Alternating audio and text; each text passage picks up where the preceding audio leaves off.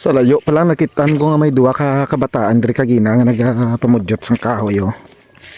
De interviewon tabi sila kay sila ton pilion nga maghampang subong. To. To.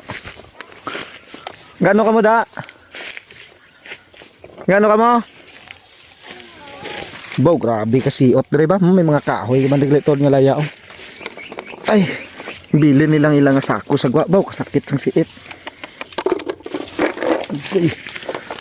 Damo kahoy daw.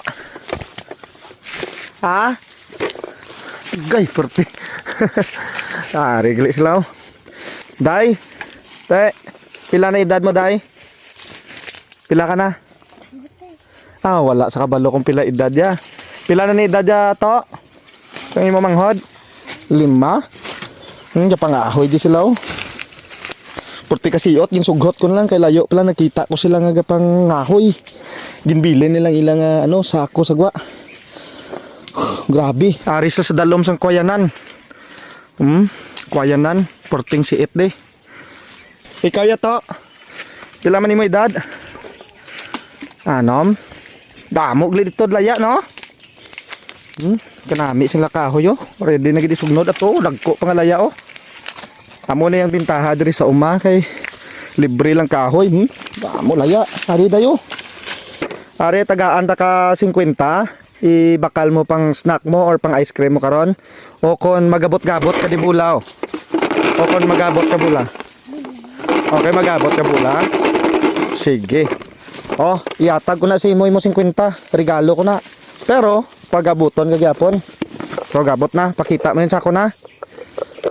Paldo 300 ang nakuha ninday. Okay kapti 100 200. Okay. 300. May 300 pesos ka. 50 o kon bunot bula? Bula. Okay, tagaan tagapon regalo nga 50. Pang ice cream ka.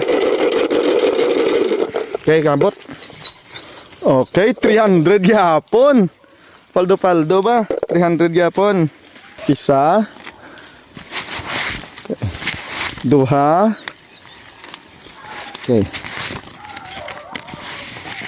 Tatlo, 300 peso.